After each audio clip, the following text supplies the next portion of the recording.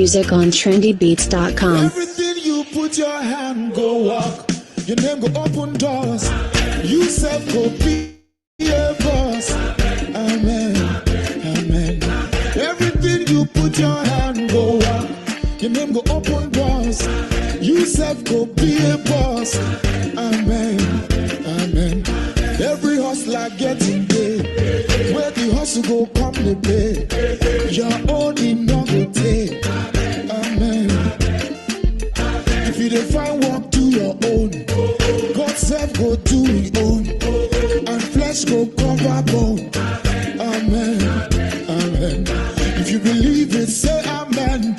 If you believe it, say amen. If you believe it, say amen. Amen. Amen. Everything you put your hand go on. Your name go open doors. You self go be a boss. Amen. Amen. Everything you put your hand go on. Your name go open doors. You self go be a boss. Amen. Amen. Sister where one man receives until where they find begin. One day you go born trees. Amen. Amen. Tenant where don't losing job. Landlord come they do like God. One day you go be landlord. Amen. Amen. Good news go locate you. Watch and see it no go take. If you believe it, say amen. No. Amen. Amen. Everything you put your hand go up. Your name go open doors. You self go be a boss. Amen. Amen. Everything you put your hand go up. Your name go open doors. All right. Good evening, everyone, and thank you for joining in Right on Time. Before we start, I would just love us to introduce ourselves in the comment section. Can you just introduce yourself? Tell us where you're joining in from, so we get to familiarize ourselves with and where you're joining in from. I would love to see that in the comment section. Everyone, you are welcome to the Write It Right CV writing webinar. We'll be looking extensively on how to write the CV that catches the attention of recruiters and employers. But before we dive into that, kindly go to the comment section, tell us your name and where you are joining in from. Thank you. All right, we have Sarah Isaac joining in from Jigawa. Thank you so much, Sarah. Thank you, Hannatu Mafeng from Bauchi. Thank you for joining in and you are welcome. Can we have more in the comment section? Where are you joining in from and what is your name?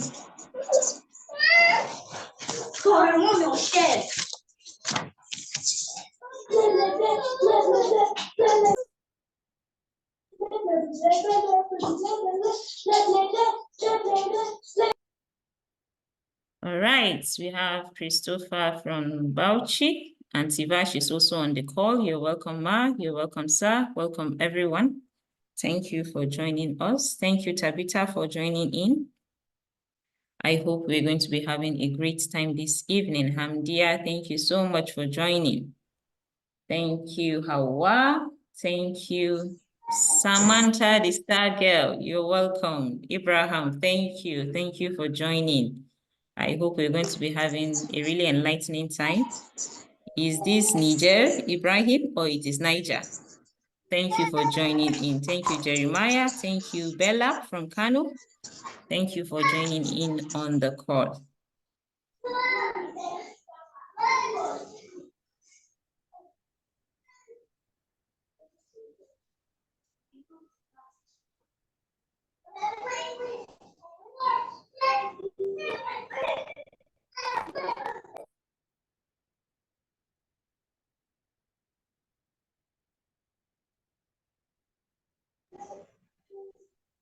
All right, are we having any more? Okay, we have Loveline from Bauchi. Thank you for joining in too.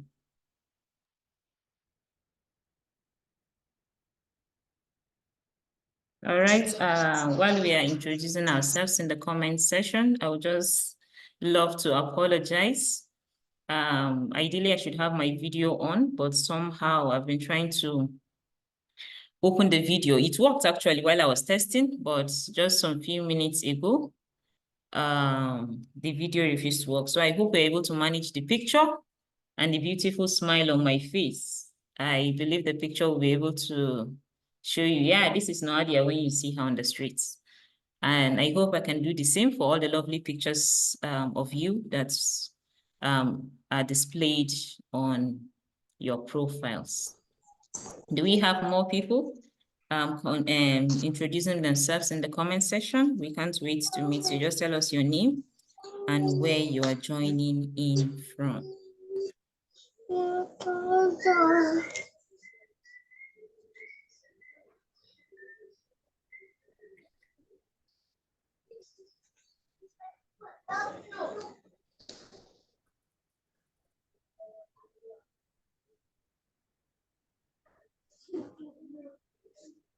All right, Tope from Lagos. Thank you so much for joining. It's nice to have you here.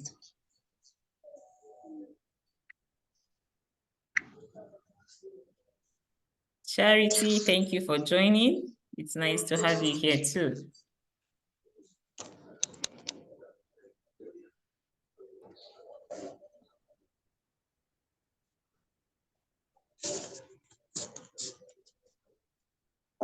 Yeah, we also have Abigail from Abuja joining in on the call. Thank you so much, Abigail, for joining. I hope we're going to all have a nice time here learning and, of course, networking with each other, because the goal is not just to learn, but also to network with one another. Who knows, we might be, our paths might cross again in future, and this would be a good startup point for that. We have Favor joining in from Port Harcourt. We have Ramatu from Bauchi.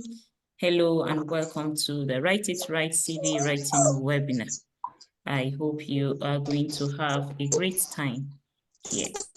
All right, so while people who are coming will introduce themselves in the comment section.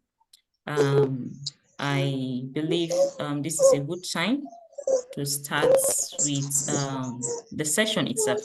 So kindly confirm if you can hear me clearly, and then I'll be sharing my screen. So also confirm if you can see my screen clearly.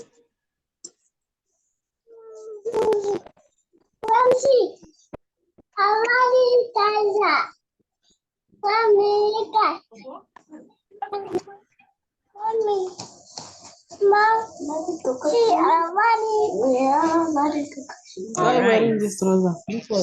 thank you. I can see people confirming audio. Kindly confirm if you can see this the screen also.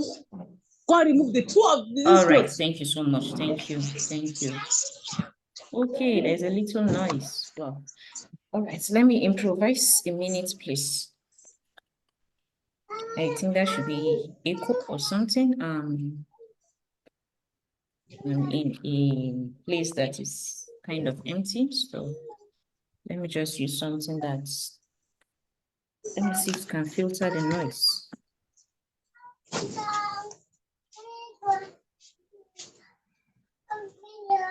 All right, it's perfect. Okay, thank you, thank you, thank you. All right, so once again, welcome to this Write It Right CV Writing webinar. I am excited to have all of us here. All right, Ramatu, thank you. Thank you for that information. Kindly mute your mic so that the audio from your side doesn't interfere with that of others. From my end, let me also mute everyone so we are able to have a clear audio. Thank you very much for that. Yes, so the Write It Right CV Writing webinar is actually aimed, as you might have read on the flyers, on the registration site, and in many other places, that this is basically a webinar aimed at helping us to be able to tailor our CVs to fit into the right jobs that we're looking for, and also the right opportunities, because sometimes CVs are not only for jobs, they could be for fellowship programs, they could be for internship, they could be for different opportunities that may come our way. And when opportunity calls that we need to give our CV, the truth is your CV is the first thing people get to see, or the first impression people get to have on you, about you, I mean. So if your CV looks a certain way, people think, oh, this person is like this, or this person is like that, without even having the opportunity to meet you in person. And that is why it is very important that our CVs carry the right information, the right vibes, if I'll put it that way, about us, the right content about us, the right strengths that we carry, the right expertise that we carry, so that people are able to see us for who we are, even before they meet us, so that when they finally meet us, it's just be a confirmation of what we have put down on our CV. So that is what we'll be looking at today. And I hope that we'll have an insightful time. I do not plan to waste anybody's time, but I just hope that at the end of the seminar, you would have picked something you can run with, something you can help someone tailor their CV with, something you can use to fine-tune your own CV, and all of that. All right, so let's move. So what we're doing today, like I said, is a specialized training session designed to help job seekers, professionals, and students craft ATS compliant, compelling, and impactful CVs that stand out to recruiters. So when we say ATS compliance, ATS is Applicant Tracking System, and it is a form of technology that is used by by HR, if I'll put it that way, HR personnel and recruiting firms to be able to filter applications that come in. You agree with me that certain applications go wide, and you realize that at the end of the day, thousands of people are applying for such opportunities. And the truth is, nobody sits down to look at all the CVs that are sent. So what they use is the applicant tracking system that helps to filter before a human now sits down to look at it. So we're going to look at how can we go about this ATS, that a computer can be able to filter me in, not filter me out, even before a human has a chance to say, oh, this girl is good or this guy is good. And why are we doing this? In today's competitive job market, a well-structured ATS compliant CV is the key to securing interviews. Many job seekers struggle with CV formatting, keyword optimization, and effectively showcasing their skills, often leading to missed opportunities. So like I said, most of us have strengths. We have so much experiences around certain areas that most employers are looking for, but the struggle sometimes comes with being able to put down that on paper, formatting your CV properly, using the right keywords, and also being able to showcase your skill in the right way. Of course, using the right language sometimes, because something as little as language can filter you out when it comes to recruitment process, especially the one that has ATS there as part of the process. So the webinar is aimed at bridging this gap by providing practical step-by-step guidance on crafting a compelling CV that grabs the recruiter's attention. All right, so who is talking to you today? My name is Noadia Babas.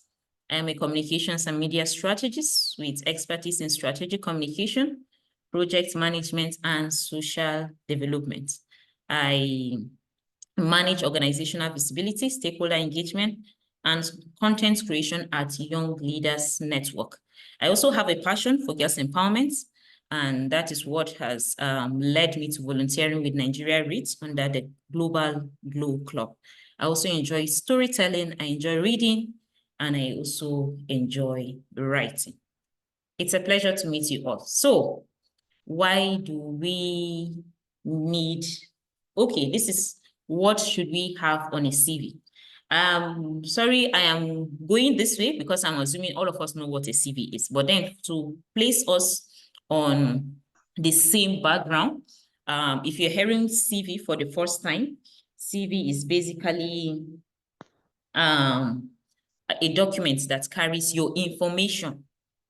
And this includes your personal information, your academic history, your work history, your academic qualification, your work history, and the skills that you carry on one paper that anybody can pick and then be able to say, oh, this is the expertise of this particular person, or this is the expertise, this is an area this person is not very strong in. So if one picks your CV, he should be able to tell what you're good at and what you are not good at just a glance. So what a CV should carry basically is your full name. As much as possible, you can do well to eliminate abbreviations and all of those things. Ensure that your CV carries your full name. It also carries your contact information.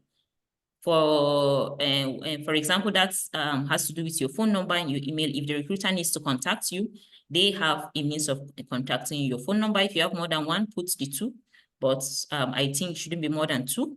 And then also your email that can be used to reach you. Also, you should have a brief profile summarizing your qualification, your experience, and your strengths on your CV. So that is a very important component of your CV. Basically, when recruiters pick your CV, their first go-to place is your profile. So in one paragraph, they're expecting you to tell them or convince them that you have this qualification, you have this experience, and these are your strengths. So without them going down to your other information on the CV, that profile is supposed to give them a heads-on on what's really this CV is portraying, or what experiences and qualification you carry. So that is a very important part of your CV. The next section is also your core skills. These are just what are the skills that you are good at? Are you good at facilitation? Are you good at some computer applications? Some job adverts will ask you if you're good at Microsoft Office. If it's a graphics design kind of job, they will ask you Adobe and all of those things. So what are your core skills that you're bringing to the job? So most times when we talk about core skills, the frequent thing we usually use is skills like ability to work under pressure, ability to will I say, so some funny kind of skills.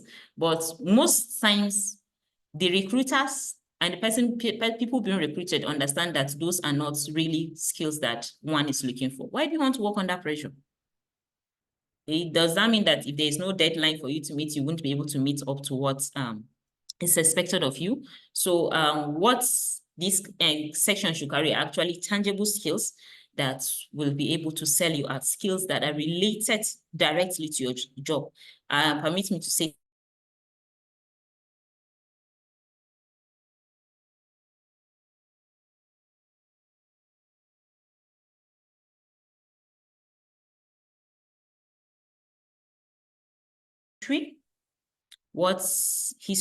what work have you engaged in? So here it could be paid, it could also be volunteering kind of work, it could be community service. What kind of experience have you gathered around work is what is expected here. Most times we put in our paid work and we often forget to put in volunteering experiences and others that are not paid or formal in the sense of that. But as far as it's related to what you're applying for, you can put that under your work history. And then the next one we have is your academic qualification. Your academic qualification has what are the degrees you've bagged, what are the certificates you have bagged, what are all the various programs that you have enrolled in and have graduated and have been certified that you can put, and those you can put them under this section. And then the last is the section for referees. Usually people in especially in our client, people need people that they can vouch on. So they want to see that they can actually ask someone about you, and then the person is able to testify to how good you are and all of those things. So that is what your referee session carries. So going forward, the slides that follow are going to be talking extensively about all of this session. We're going to be looking at how can we make sure all of these sessions fit perfectly to ATS, the ATS system, and also to people who will pick and then look at it. Because I always tell people that there is no one CV for every job. In fact, if that's the only thing you pick from this webinar, I think it's fine. There is no one CV for every job. It means that you need to tailor your CV to each opportunity that you see. So it is not a matter of I have a CV and I keep sharing when opportunity calls. Oh, there is a job here, there is a fellowship opportunity here, there's a volunteering opportunity here. I keep sharing the same CV. No. For every opportunity that comes, you need to sit down and ask yourself, what are they looking at? Then you pick your CV and then you tailor that document or your CV to that particular opportunity, portraying those things they are looking for in your CV for those that you have. And then where you are lacking, you are sure to amplify your strengths so that your weaknesses are seen as very minimal. I hope that we are following. If we are following, can I see a thumbs up in the comment section? Let me know that I'm not speaking to myself and my computer. Thank you. Thank you. All right. So I see that we're following. All right. So what should a CV not carry? We have looked at what a CV should carry.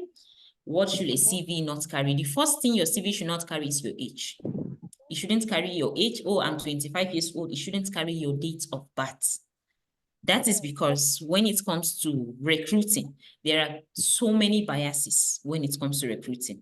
And except, of course, they are saying applicants must not be more than 25 years old. Then you cannot tell them that, oh, I'm actually 24 and I'm within this age range. Sometimes I will even advise, keep that out of the CV, put it in your cover letter. That is a safer place to put your age, not on your CV. Secondly, your religion should not be on your CV. Like I said, this is also due to the biases that may be part of that may come up during the recruitment process. So you do not need to put out your religion on your CV because of course it has no business to do with your job, except of course if there's direct link, oh, they are looking for a Muslim, or they are looking for a Christian, then maybe you can relate it. But apart from that, you do not have any business putting your religion on your CV. Thirdly, you do not need to put your hometown, your local government area, or your state of origin on your CV.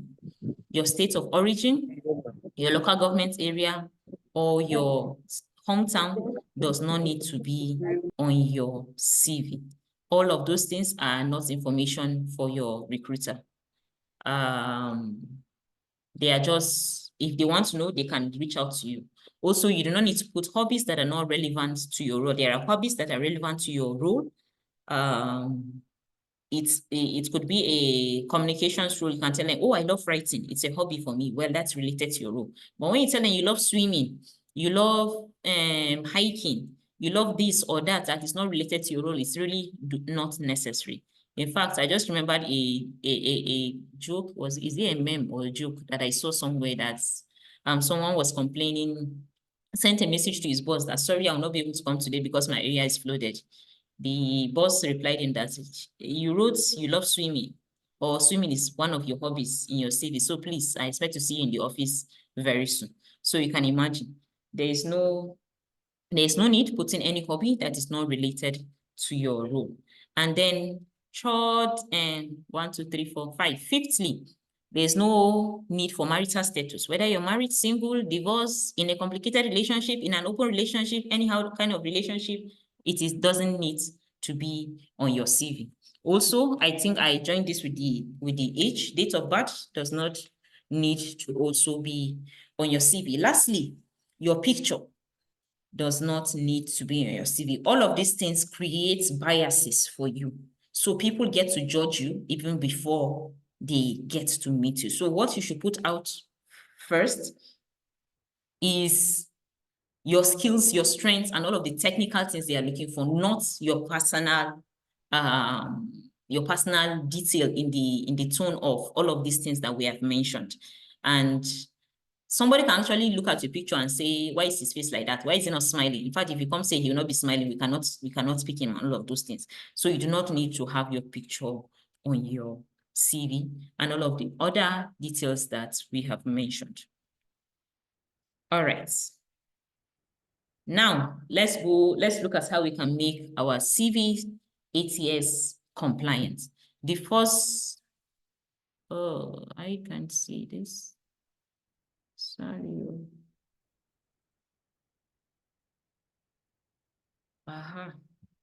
Sorry, my screen is, okay. All right, so the first thing is when you're crafting your CV is that you need to use professional layout.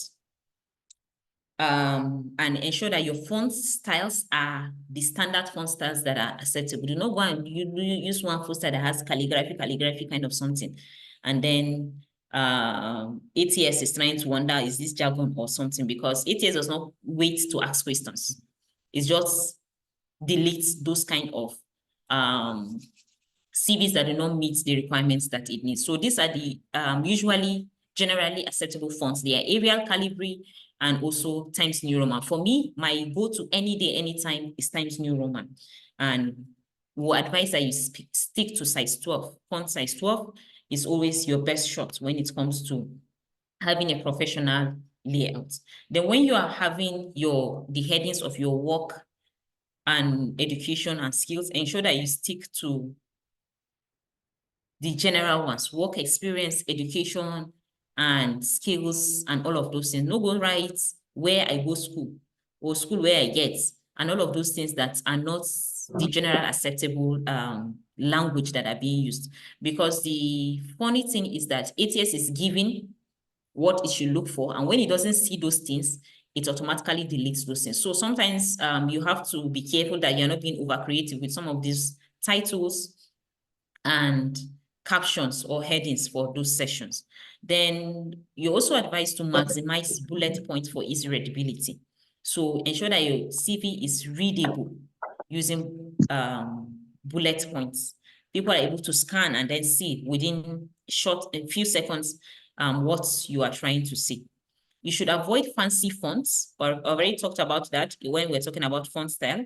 Images, graphics tables, and then text box, because ATS cannot read them properly. And once it cannot read them, it will not say, oh, I just entitled. What it will tell you is what? Go to the trash can, because it has to be able to read to be able to allow you to be filtered in. Also avoid headers and footers, because some of this information, if you put them in this areas, the ATS does not go there to actually read them. It actually ignores them. So if there are important things that should stand you out, you realize that it is not captured, and then you do not stand a good chance that you should stand.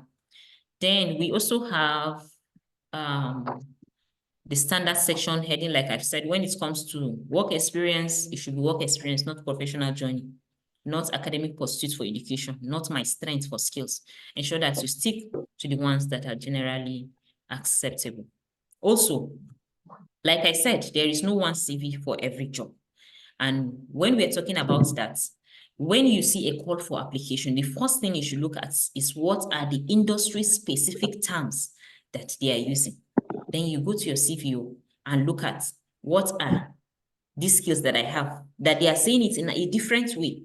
And then I can mirror the same language they are using, because that's what ATS is looking for. It is using the job call for application to look for those keywords. If you have them in your CV, they are filtered in. But if you do not have them, it is assumed that you do not meet requirements, and then you are sent out.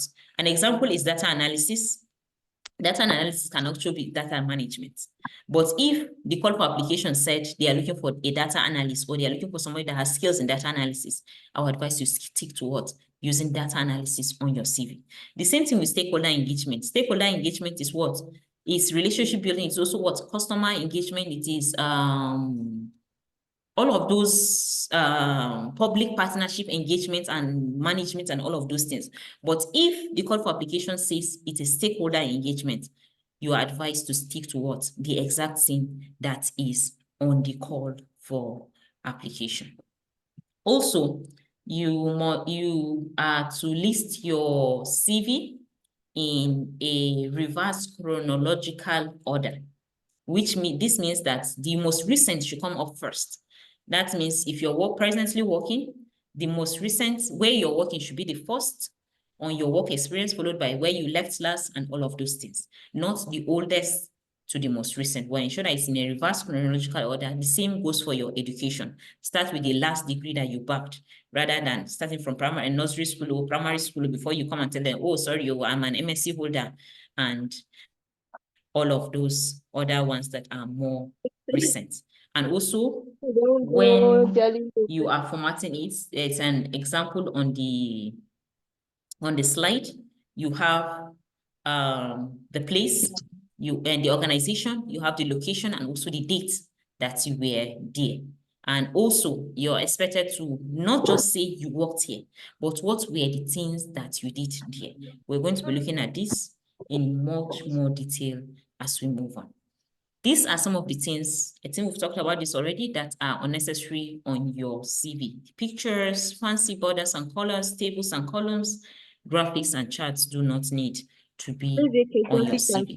And then, when you are saving your CV as a file, it is advised that you save in plain PDF. When we say plain PDF, it means that you do not scan a document and then convert it and then save it in a PDF format.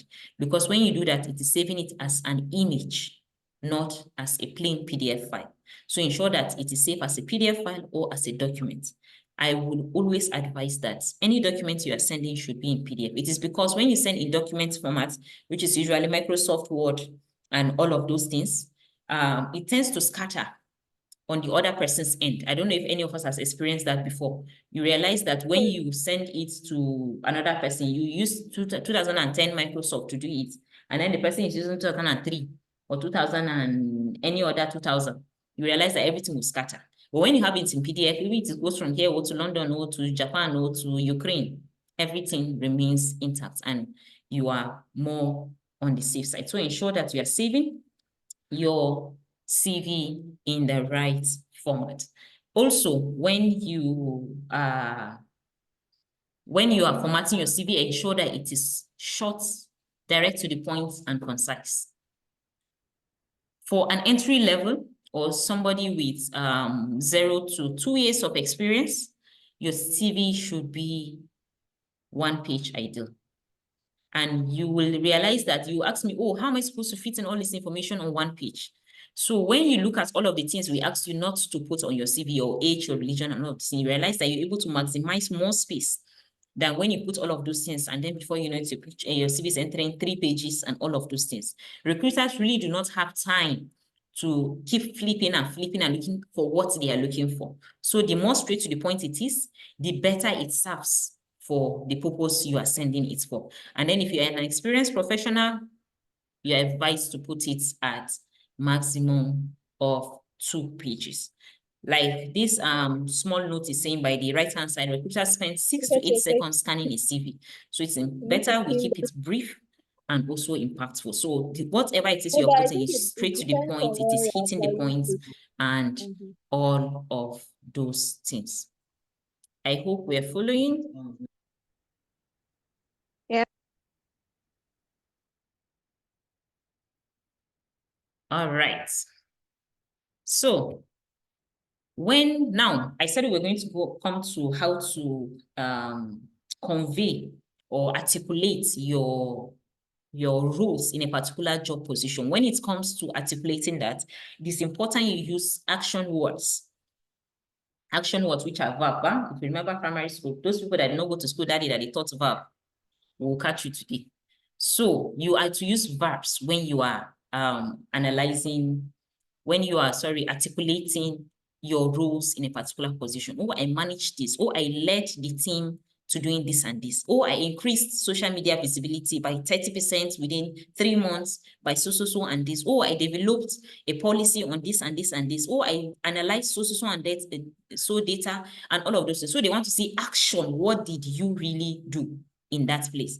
It is not a matter of just telling them I worked there, but they also want to see what were the skills you developed, what were the contributions that you made while you were there. So that is a big way of convincing any recruiter that I am good for the job. And it's also advisable that you use metrics, you use numbers, you use impact percentage. What is the percentage of, for example, social media engagement that has increased under your leadership in the organization? Oh, there was an increase of 40% in 3 months. Oh, that is a good one. I managed a team of 5 and we successfully completed 10 projects within so months. That is a good way of quantifying results, because beyond all of this English, they want to see what is this person a go-getter? Is this person that can be given job and he'll be able to deliver, or should be able to deliver, and all of those things. All right. Then another thing you need to do when it comes to CV is also always check for spelling and grammar errors. That thing that Microsoft will also always underline for you, please go and check it and ensure that it is something you can correct. I've heard a joke of somebody that wrote curriculum vitamin in his CV instead of curriculum vitae, because I don't know, somehow he didn't check that error. And you can imagine it's when you go to the recruiter's place, you go for interview, I've given them, and that's when you now see vitamin. How will you start explaining vitamin? Will you say that's the new name that you discovered or something? So it's always important that you cross-check the information on your CV before you send it, because this might lead it to being automatically rejected from the recruitment process. And also there are also AI-powered sites that you can actually put your CV to scan and then tell you how good to go is this CV. Even though for me, I always advise that you do not take everything it gives you hook, line, and sinker, because of course, AI is intelligent, but I will always go for human intelligence over artificial intelligence. And so that's just to say that when it comes to using this job scanner site, CV scanner site, it is more like a guide. So when it gives you recommendation, look at it again. This is the way it talk, not true, no, Makaduko cannot head carry my CV the way I'm carrying it and all of those things. So it's just a guide. Sometimes it points you in directions that you don't even see, oh, I can word this better. I can put this in a better way and all of those things. For some of these sites, you even give them the call for application so that they look at what is the recruiter looking for and what are you putting in your CV. They are able to tell you that, oh, by this scan, you are 60% matched for this role or fit for this role, and so on. All right, I hope we're following. Now, general rules for CV writing is, the first is, I've said it, tailor your CV to each job description. There is no one CV for every job. Ensure that each job description you have has a CV tailored specifically to it. That is for me, in fact, anybody, I don't know who's drawing green and red on the screen, no. But for me, I always tell people, once you give me a CV and you say, no, Adia, please let me work on this CV, the first thing, I know people that have worked with me will always attest, is that I will tell you, give me the call for application. Because I need to see that to be able to tailor what your strengths to what should be on your CV. We shouldn't just edit CVs blindly or send out CVs just like that. You also need to remove just job experiences or qualifications that are not relevant to the role. Oh, they are looking for a teacher. And I have worked I've worked as a cleaner somewhere. I have worked as a journalist somewhere. I have worked other roles that are not related directly to teaching. I do not need to put them, except if there are technical experiences I'm bringing for that job. So that means I need to also fine tune it, tell them in a way that they are convinced that, oh, this experience that she got in journalism can also be used in what? In the teaching job that she's looking for. But as far as it cannot be related, or there's no skill transfer that you're bringing from there, it's advised that you take it out. That way you realize that you're able to keep your CV to the right number of pages without having to put out a very long CV. The same thing for your educational qualifications. Some people are very good regarding certifications and all of those things. But when it comes to giving out your and sending out your CV, you need to look at, is this training I attended relevant to this job role? Because nobody's going to clap for you because, she goes for plenty trainings or he attends plenty seminars and all of those things. The first question is, are they relevant to what we are looking for? The next one is you should save your file name with your full name. Save your file name with your full name. In case it gets meeting somewhere, people are able, and the recruiter is able to trace that, oh, this is the file that belongs to this person. Also, your email address should be professional. Do not use Sexy Diva 2025. Anybody that looks at that is wondering, is this lady really serious for this role? Or is she thinking we are joking here? So ensure that your CVs are professional. At least you can carry one of your names, and then you can have other combinations and all of those things on your email. Also, one thing that people are usually very guilty of is lying or exaggerating on their CV. They feel, oh, how will they know?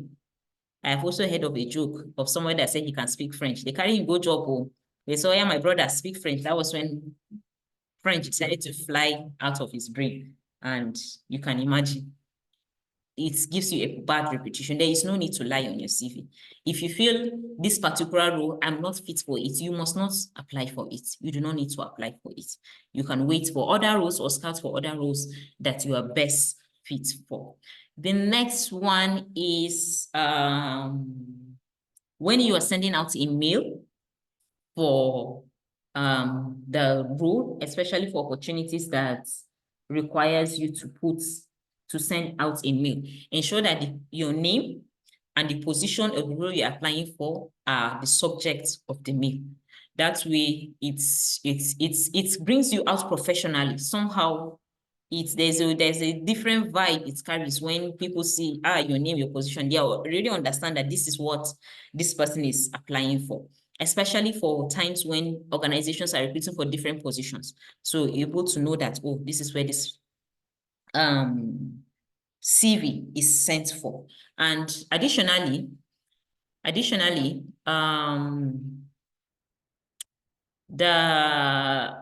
this thing also that sometimes job seekers do, is sending emails with empty body. So anyhow way it will be, please put something in the body of your email. Do not send an empty bodied email. Do not say, dear sir, kindly find attached. For me, it comes up as a lazy approach to sending mail. Oh, dear sir, trust this meets you well. I am pleased to submit my CV and cover letter for the position of communications manager, for the position of program manager, for the position of this and this and this and this. I look forward to your response and all of those things. For me, sometimes when I even do that, when I send out CVs, I copy a part of my cover letter. In that body of the email, I have started selling myself to you already. So without you going to my CV or going to my cover letter, I already saying, oh, this girl, she looks like she has something we're looking for from the cover, from the body of the mail. So that I'm already giving you an idea, oh, these are the qualifications or these are the strengths I carry. And from there, you're already making up your mind. I would love to see this girl's CV. I would love to see this girl's cover notes and cover page and all of those things. So these are usually the general rules when it comes to crafting a CV that tells your strength, crafting a CV that compels recruiters to take you to the next stage of the recruitment. Oh, come for interview and then tell us what other skills or how you can be of good resource to our organization. Now, I will give the floor for questions. If you follow through the conversation, can I see your thumbs up so that I'm sure that I'm not speaking to myself? And of course, you can drop your questions in the comment section or raise up your digital hand and I will ask you to unmute so that you ask your question. All right, I think I have one hand up. We have one hand up. All right, let me look for where your name is.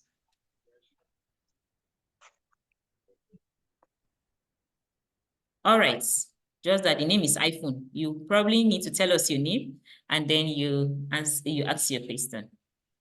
Thank you, Ma. Really appreciate. My name is Mutawakil Ismail from Kano State. Oh, wait, is it my audio? I can't hear. I can't hear Please, anything. are you hearing me now? Sorry, a minute, please. Hello, ma. Are you hearing me? Hello?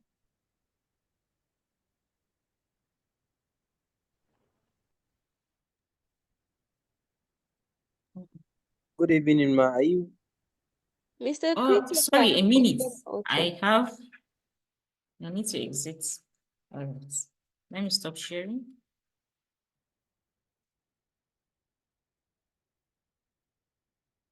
So that I can exit the full screen and then you have the full. All right.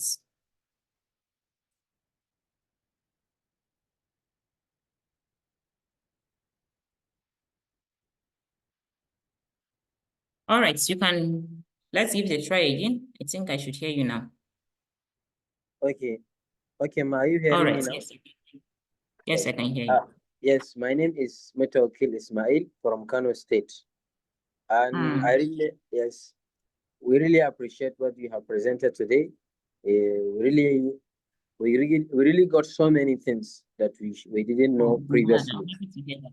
The questions that I have, I'm digital marketing strategist, and I used to apply so many jobs.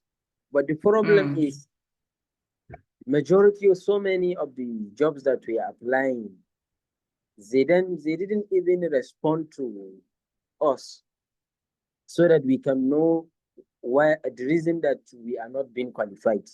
We follow Yes. sometimes we follow the same procedure. We have the skills and we list the skill in our CV. But what is happening is why they are not responding to us that we should know our lapses to amend them. So that is my Yes. question. Thank you. Oh, thank you so much for that question. I think it's actually a HR issue. I myself have experienced that. Trust me, you're not alone. I have gone through recruitment processes. There was one that I was even interviewed that they were telling me they were telling me we'll get back to you in the next 3 weeks, you get, and all of those things. And then they go mute. And then after 2 months, they tell me I don't qualify. The next thing I do is what? Ask. I was almost at the verge of getting, can you give me a tailored response on what I can do better? What are the skills I can build for other opportunities? Up to now, nobody has told me anything. In fact, that is even better. There are some that you apply and then they don't even tell you we have received your CV in the first place. So you don't know whether your CV hanged in the road or it has reached to Kafanchan or it has reached to where you intended to get to. So it's actually disheartening, and I think it's more it has to do more with the CV, the HR carrying out the recruitment. But for me, I believe best practices is always give responses. If you won't give response to people that did not meet a particular criteria, it's good you give a general response. Sorry, you do not get it, not just keeping mute. And we just hope it gets better, really. We hope it gets better. Thank you so much for that. Thank you. Yes, I think we have another hand up, but it's like the person has dropped his hand or her hand. If you have questions, you can drop it in the comment section and we'll get to look at it. If you don't feel comfortable unmuting your mic and speaking.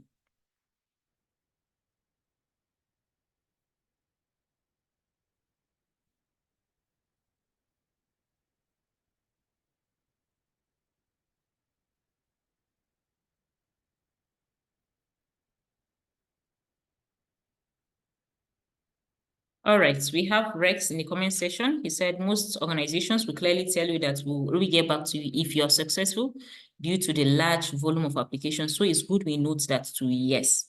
So I think that's a good disclaimer to even put out when you're recruiting so that people know that if I don't hear from you, because some of them actually put timelines. If you don't hear from us in the next 2 weeks, it means you didn't proceed to the next stage. I think it's fair than keeping people waiting. Thank you so much, Rex, for that contribution. Yes, a hand is up. Mary, you can unmute and make your contribution or ask your question. Good evening,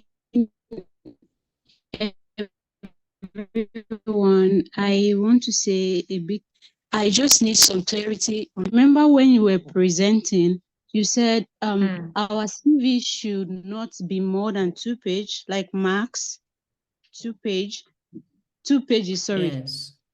You understand? Yes. And I think I've seen CVs that are more than that. Like there are times that actually you have achieved some qualifications that they are really in line with what you're applying for. Like, how do we go about that if they are more than 2 pages? Then how can we like differentiate our CV from resume? Beautiful. Thank you so much for that question. So resume it's more like the knowledge house of your qualification and educational achievement. So everything is inside your resume, your resume. But when it comes to CV, that's where you tailor to different. So you are fetching from your CV to fit a particular role. But you always have all of those things inside your resume. And what recruiters mostly ask you for is CV, except for times when they interchange the words. They tell you, oh, attach your resume or your CV and all of those things. But I will strongly advise at all, make you no pass 3 pages. In fact, sorry, I forgot to mention something when we talked about referees. So when it comes to referees, most times, and that's what even makes the CV longer. You see people putting 3 names, 4 names, and of course their emails, their address, where they work, their position, and all of those things. I will advise when it comes to referees, just put available on request. I don't know whether it's only me, but I've seen somebody's CV in Misuya Sports. I've also seen in Mikose Sports. So you can imagine somebody's entire detail because somehow we do not know how to manage data properly in Nigeria. And you realize all of these things going out around and all of those things. But I believe recruiters that want to take you to the next position and next phase of your recruitment stage will reach out to you and ask you for what? For your referees. So CV is at best 2, but I think we can try 3. But anything beyond that, I think it's a complete full resume that has a database of all your qualification. Like you said, sometimes all of these positions are relevant to your role that you're applying, but also you may need to filter and also cut down some of those things so that if it meets what they are looking for, it's fine. You really do not need to show them that you're also overqualified for the job, because that's another fear. Some people look at your CV and they're like, hey, can we pay this one? We don't think we can really pay her, and all of those things. So we need to also keep that in mind when we are structuring CV. I hope I'm able to respond well to your question. Thank you.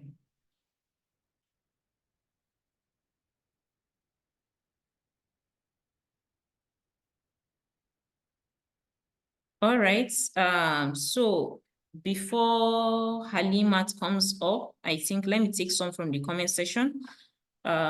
Sanusi said, what's a wonderful presentation. Thank you, sir. Well done, ma'am. And sir, for sure behind every successful man is a Sanusi, is you that sabi. Well done once again. Oh, thank you. This is just commendation. I really appreciate, sir. Thank you so much. Thank you for joining.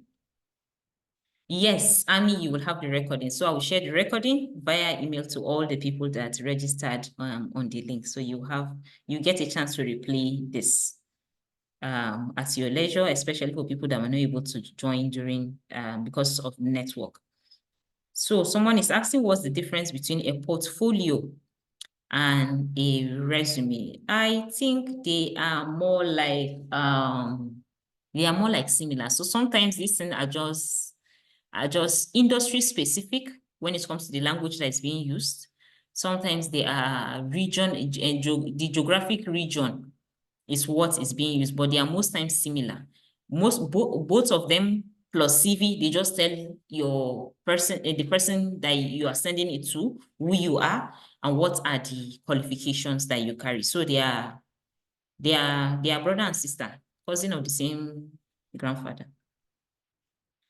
No, now we have another question. How can we differentiate between jobs that said you will work on site, you work remotely, and some said USA remote?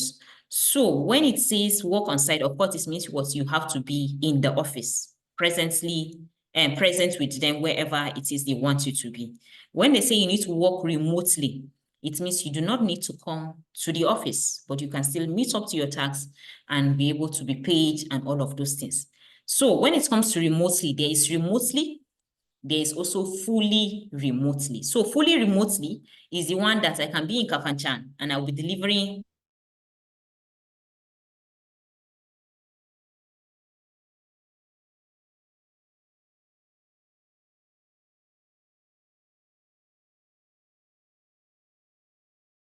or your timing, maybe it shouldn't exceed a particular range so that you are able to synchronize work. The person will be calling and be telling, sorry, me, I'm sleeping in Nigeria and all of those things.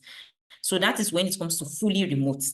But another type of remote will also need you to actually be in the same location or considerably close to the particular organization or firm, because it also means that once in a while they may need to see you physically. There may be meetings that will need to have you on ground and all of those things. So sometimes we need to clarify, is it remotely or fully remotely when we talk about remote jobs? Thank you, and I hope I was able to give enough light to that. All right, Aisha is asking, what advice will you give a fresh graduate in designing his CV with zero experience? All right, that's a very beautiful question.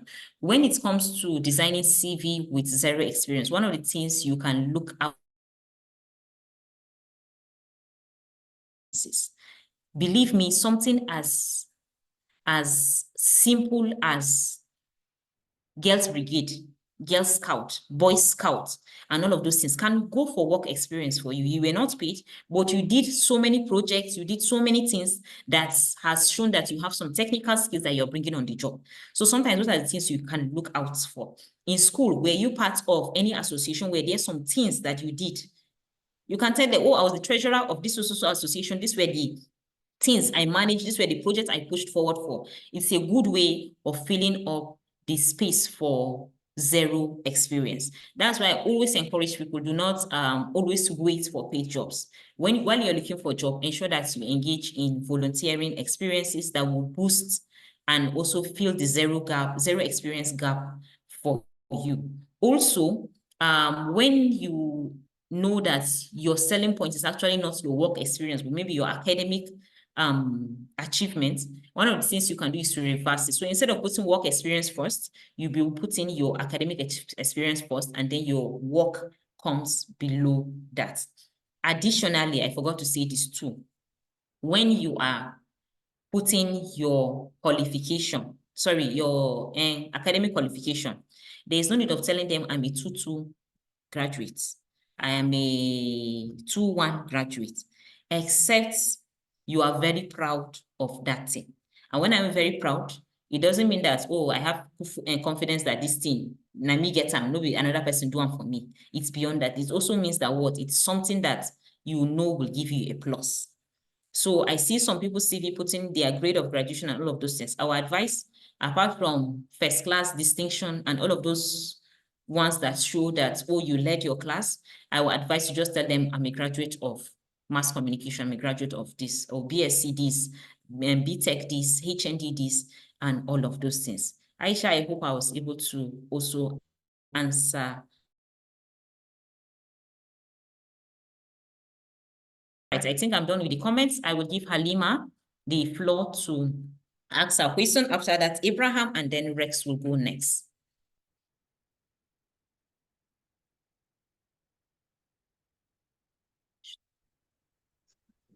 Hello. Halima, are you there? Yes, I can hear you now. Thank you. Good evening. Sorry, I came very late. I came to meet the question section.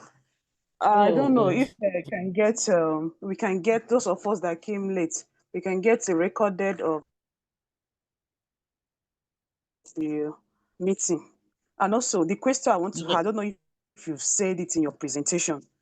Most CV we All right, see, you can. or most CV I see, you see some CV introduction of describing or saying more of your skill before now going to what your name is, your address and phone number, stuff like that.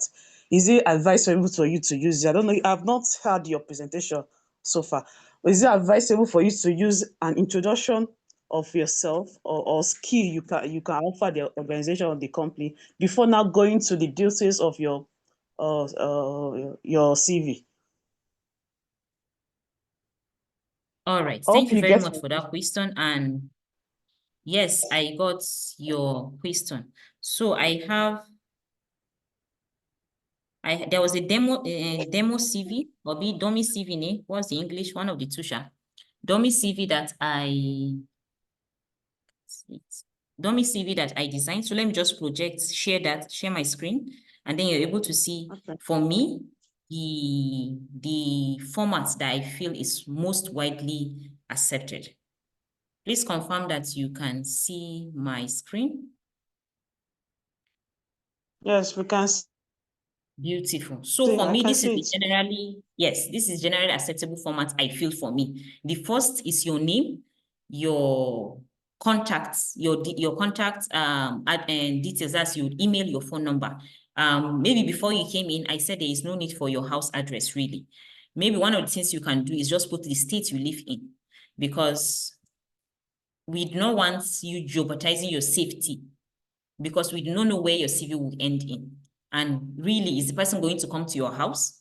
So most likely what they really want to know is, do you stay in Lagos, because the job is in Lagos? So you can just tell them the job is in Lagos and all of those things, but not your full address, to your house number, to, oh, you do corner, if you see MTN pole, you do left, and all of those things. You just need to put the state and maybe the local government and state, and you're good to go. That is if it is necessary. For me, I hardly put that on my CV. So now, after that detail, this is for me, this is the highest information they need as it relates to your person.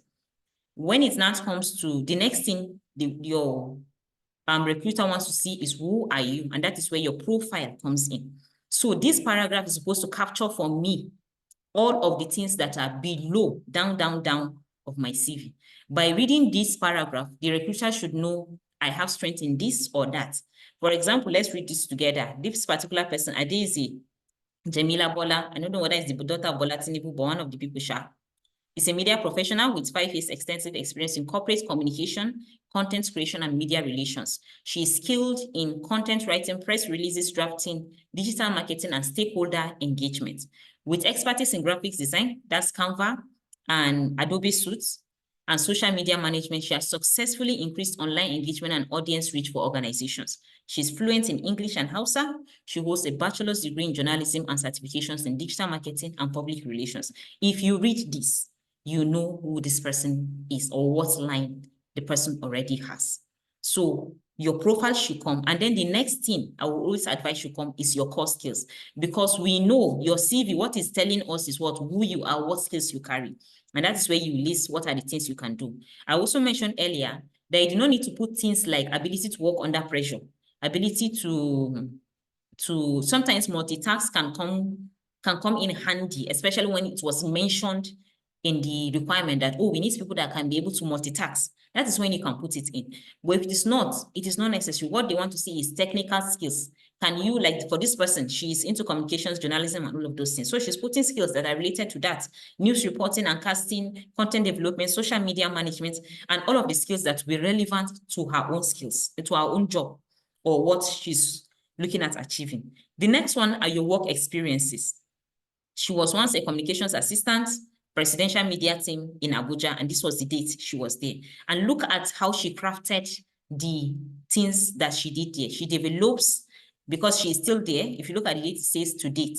She develops and disseminates strategic communication materials, including newsletter, proposals, and social media contents. She manages collaborations with journalists and media partners to implement advocacy campaigns and youth focus programs. So this and all of the things that she does there.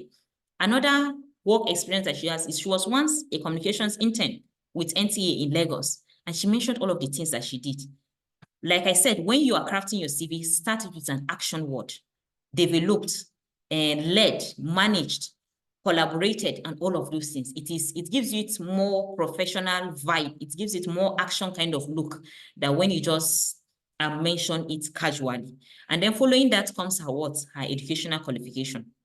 She attended Imo State University, Government Girls College, Bauchi, Community Primary School, Agatu in Benue State, and all of those things. And then her referees, of course, are available on request. So you see, I'm able to fit this into one page without having to make it into multiple pages. And you be the judge. Do you think you will give this lady, do you give this lady her flowers for this kind of CV?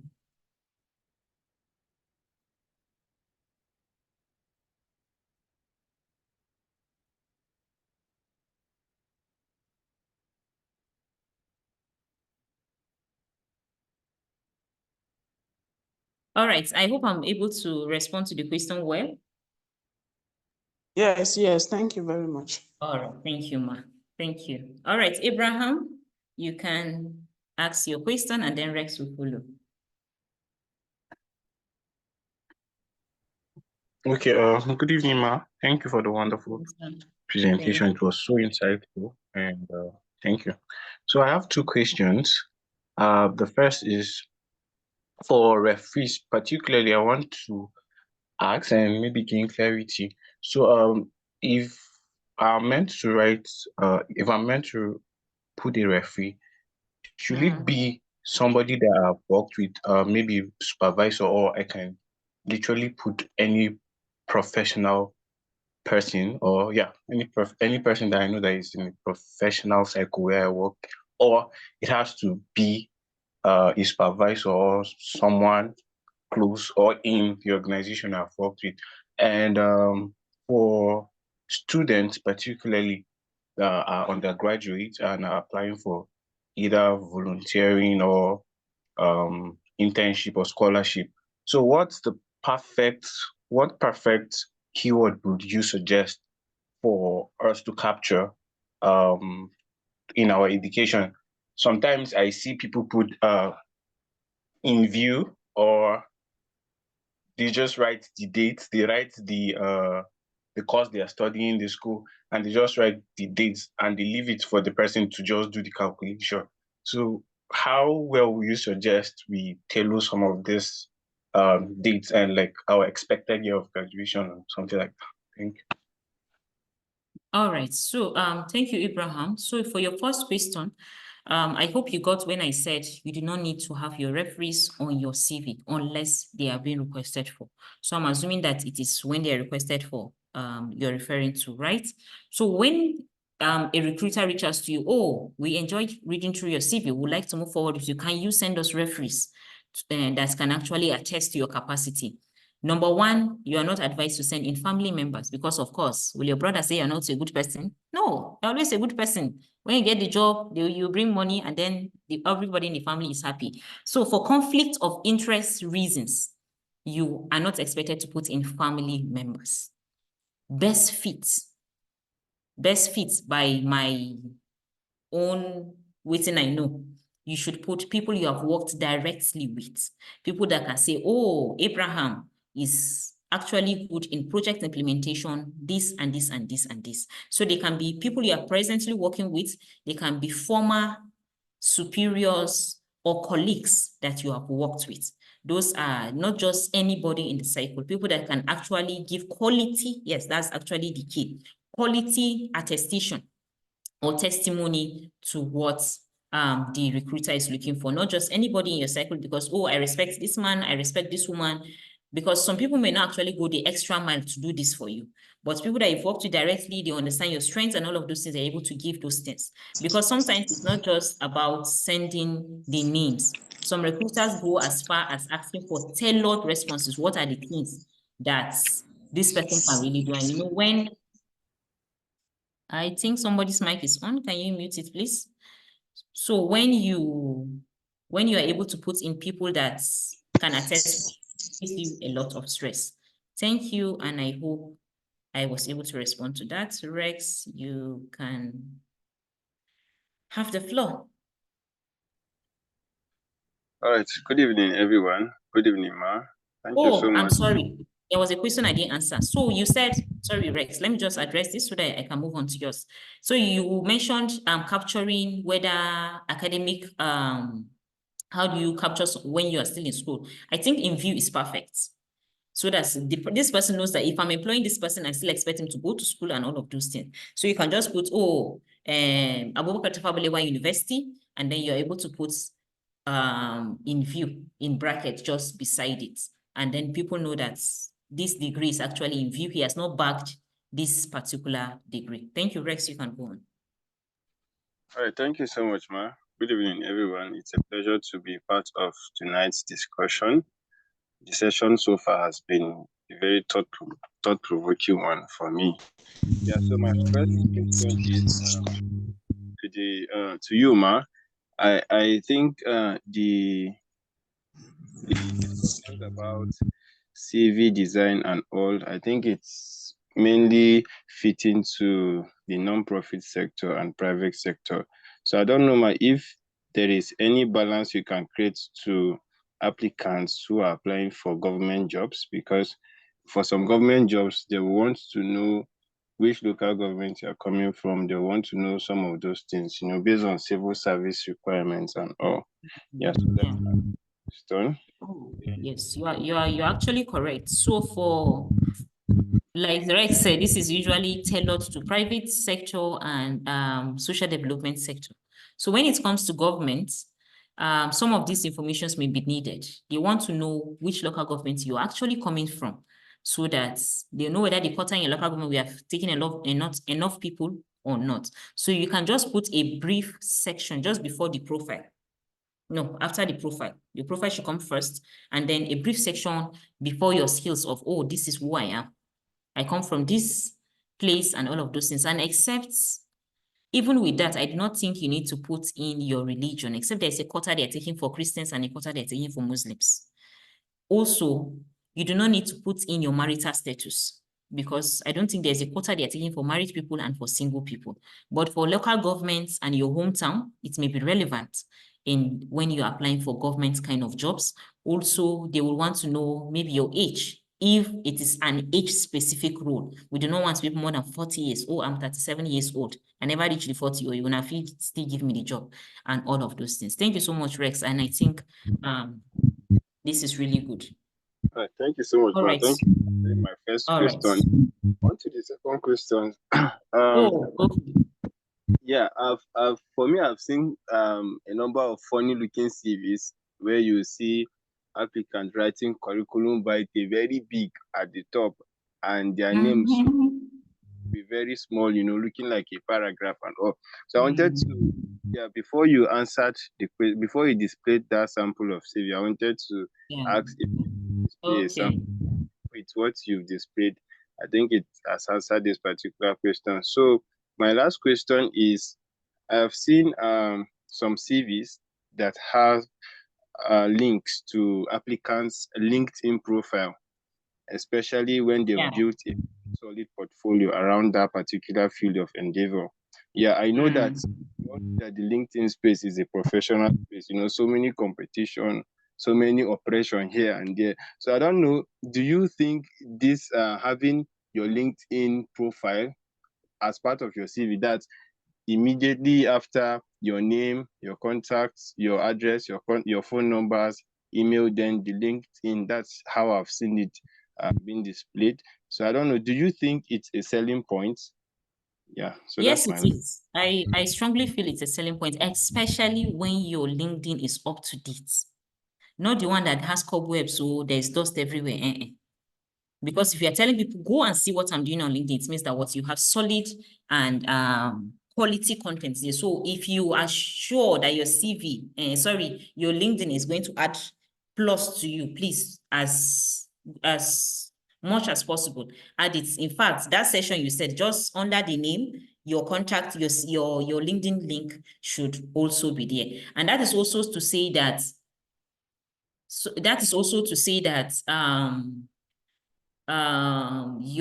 it is good if you're job seeking, it is good that your LinkedIn is up to date. I know sometimes you can be very lazy with updating social media and all of those things, but LinkedIn is actually a professional space, like you said, and it's a good place to get a job. I've actually gotten a remote job from LinkedIn. I've never seen the lady. She was in Benue State.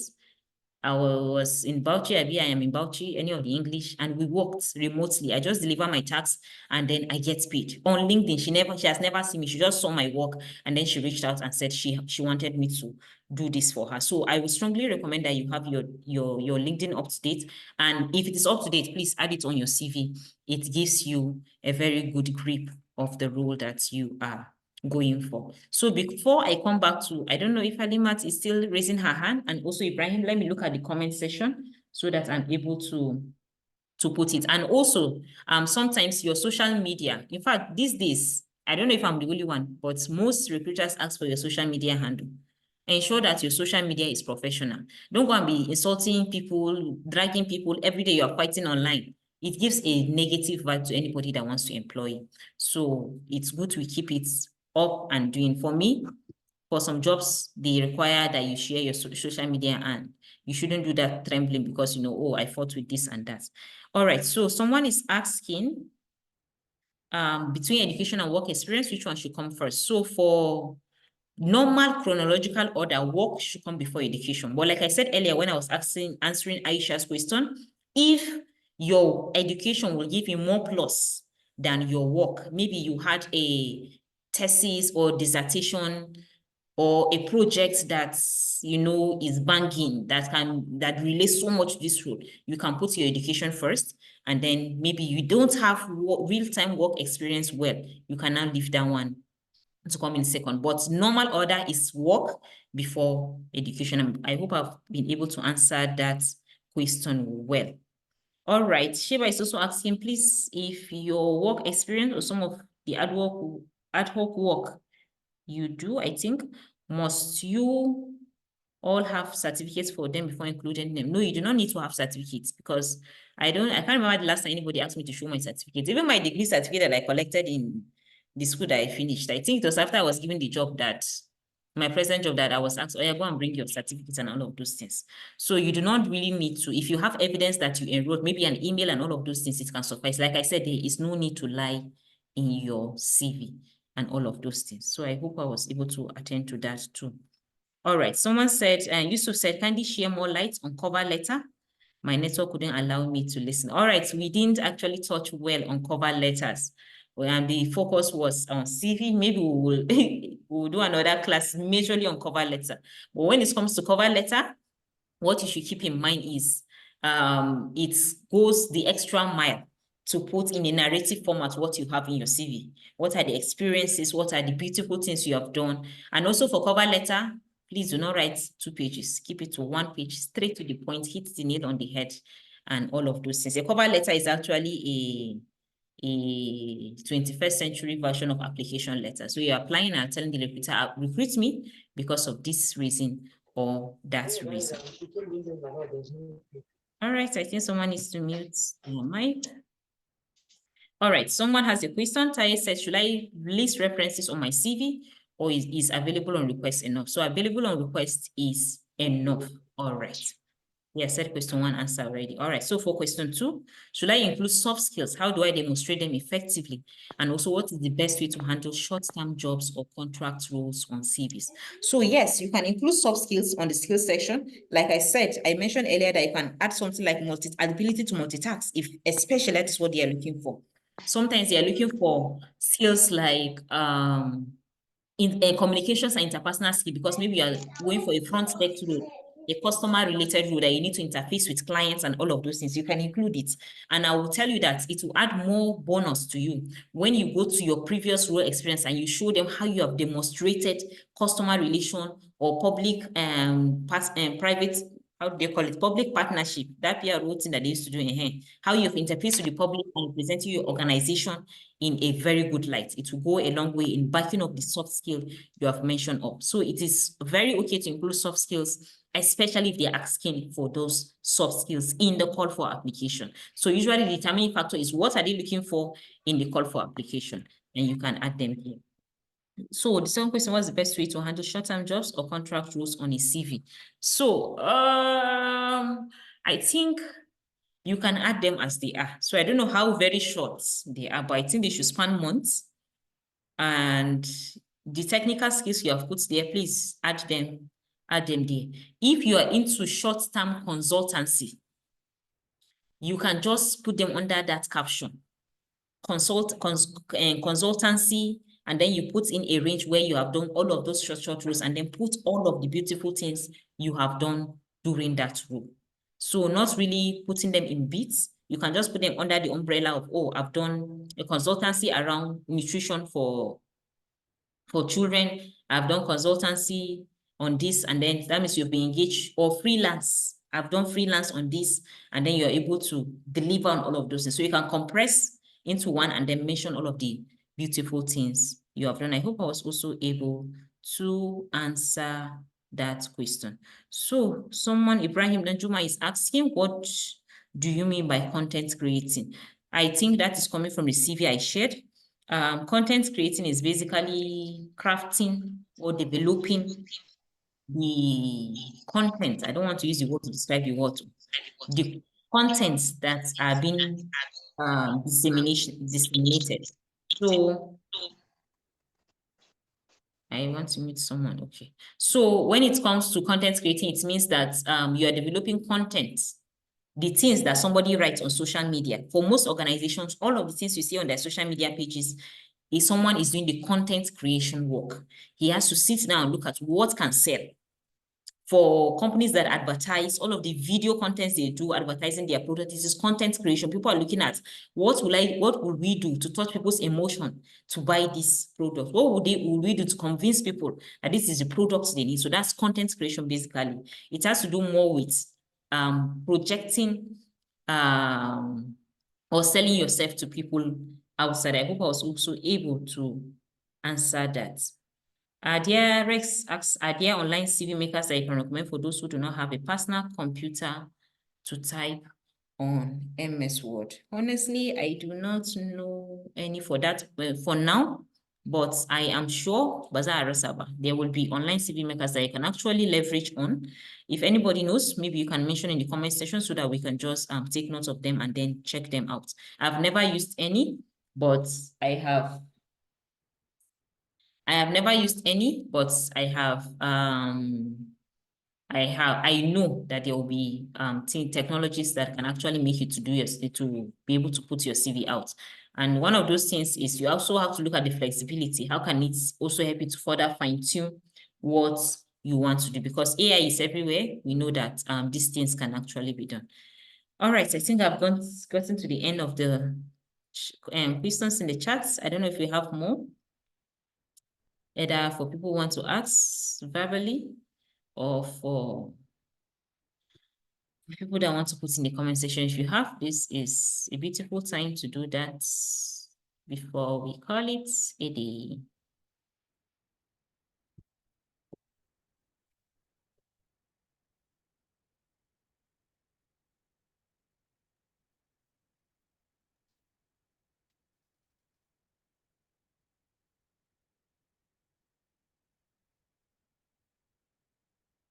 Thank you very much.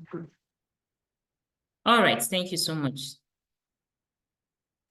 All right, so I think Ibrahim has a question. What do you mean if my LinkedIn profile is not content creating? Okay, was that what I said? I shouldn't add it to my CV. So, all right. So I can't remember if I said that, if I put it that way, but what I meant by relating CV to LinkedIn is when your CV, your LinkedIn does not carry up-to-date information about your work or your experiences or your strengths, there is actually no need, because what are you really telling people to go and check in there?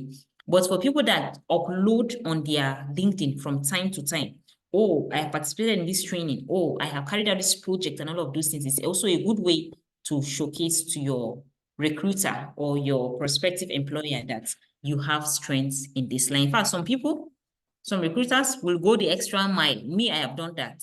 You submit application, and if I'm on the recruiting table, I will go and check all your social media handle, even without you telling me I am on LinkedIn, I'm on this. I'll just look for your name. and then search everywhere. And that is also to say that at this stage, it is also very important that your name on social media should be your name in everywhere. Don't go and carry name that cannot be traced again to your real name, because people are trying to relate, oh, is this the person on this CV and is this the person online? So it's good that you rename yourself to a professional name that shows that, oh, this is the owner of this CV and all of these things. I hope I was able to answer that, Ibrahim. Also, someone asked, what do you mean bachelor's degree in marketing, communications, journalism, or related field? I don't know if that is from the CV I shared, but I don't know. I don't know if the question is very clear. Maybe you can rephrase and ask again. Maybe you can rephrase and ask again.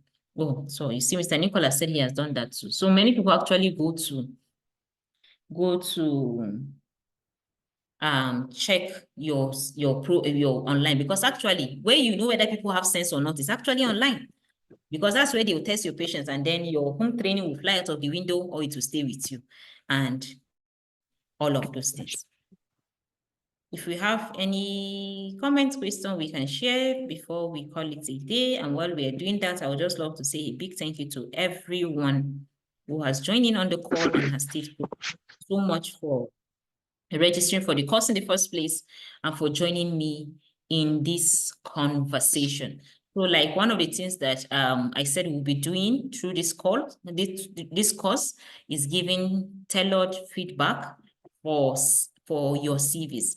So I'm going to say that for everyone, I will encourage that you go and look at your CV again and then work on it to be able to carry your strengths and project it in a light that you yourself, when you read your CV, you know, now you're telling yourself, oh, this is good stuff and all of those things. So I will take the burden. I don't want to call it burden, but I'll take the honors, of course, of reviewing CVs that you have worked on. So if you want me to review your CV, or if you're saying, oh, I've worked on my CV and I want you to take a look and see if this meets what you talked about in class, you can just send it to me via email, and then I will be able to look at that. If I'm able to receive everything if I'm able to receive your CV before 6 p.m. tomorrow, I think I should be able to work on your CV. But first, the requirement is you have been able to also work on your CV. You have put what you have learned to use. Let me see it.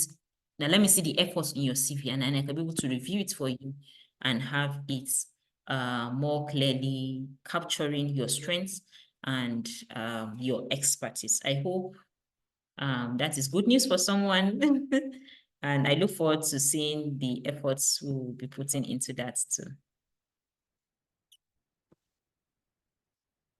All right, so thank you so much. I think we do not have much questions. Thank you so much to everyone for joining. Thank you so much. I really appreciate it, and I feel really honored. Thank you. You know, there are some people you see on the call and you know that they came to check whether the training they gave you is correct or not. Mr. Nicholas is on the call and I'm wondering, I hope I've not disgraced him. Thank you so much, sir, for honoring and coming. Thank you so much, everyone. Thank you, Ramatu. Thank you, Sheba. Thank you, Dorothy. Thank you, Seth, Tai, Hanatu. Thank you, Agatha. Thank you, Caroline. Thank you, Rex. Thank you, Abdullahi. Oh, Loveline, Folashade, Ibrahim. Thank you, everyone, for joining. I really appreciate it. Aisha, thank you. Yusuf, thank you. Mutawaki, Abdullahi, Ahmed, everybody, thank you. I may not be able to call all the names. Ami, thank you so much for joining in. I really enjoyed the conversation. Marafa. Ahmed is Marafa. Yes, yes. Oh, Ahmed Yunusa, thank you so much for joining. That's true. Thank you, thank you, thank you, thank you. I really appreciate it. We are grateful. Yes. We really appreciate it. You have contributed a lot. Thank you. All right. I am happy I'm happy I didn't waste your time. I really am happy I didn't waste your time. So finally, I will have shared a feedback form in the comment section. Just do me the honors of lastly filling and telling me how you feel about the webinar. Let me know what ways we can make it better in the future. I'll also share this in the WhatsApp group so that we are, wait, did it share? I say go now. Enter. Sorry, let me check. Okay. All right, I've shared it now. So please click on the link. It's just a short form. I'm not sure the questions are more than 5. Just tell me how you feel about the webinar. And sorry?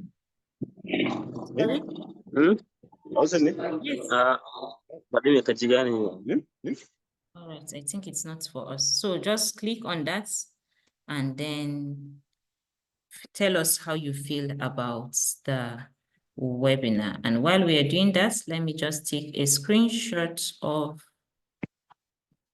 all of us in the class for the sake of memories. If you have lights, you can turn on your camera so we see your beautiful face, and we can call it a day.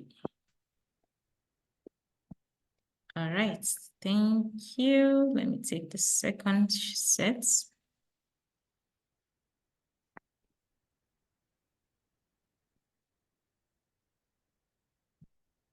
All right. So kindly fill in the assessment form and let me hear from you what you think about it and what we can do.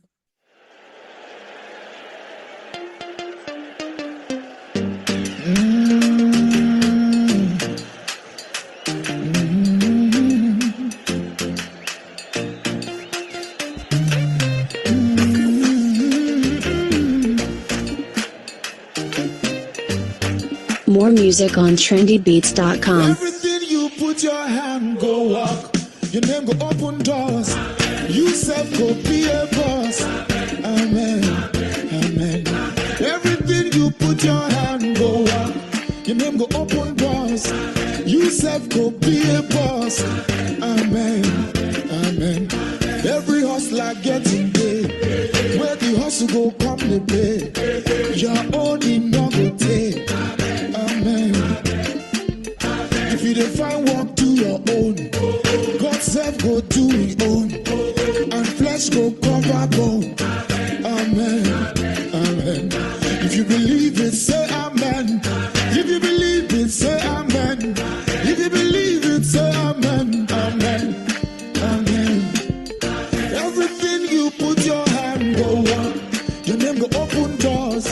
You self go be a boss. Amen. Amen. Everything you put your hand go on. Your name go open doors. You self go be a boss. Amen. Amen. Sister where one man receives until where they find begin. One day you go born twins. Amen. Amen. They're not where don't losing job. Landlord come they do like God. One day you go be landlord. Amen. Amen. Good news go locate you. Watch and see it not go take. If you believe it, say amen. No. Amen. Amen. Everything you put your hand go up. Your name go open doors. You self go be a boss. Amen. Amen. Everything you put your hand go up. Your name go open doors. You self go be a boss. Amen.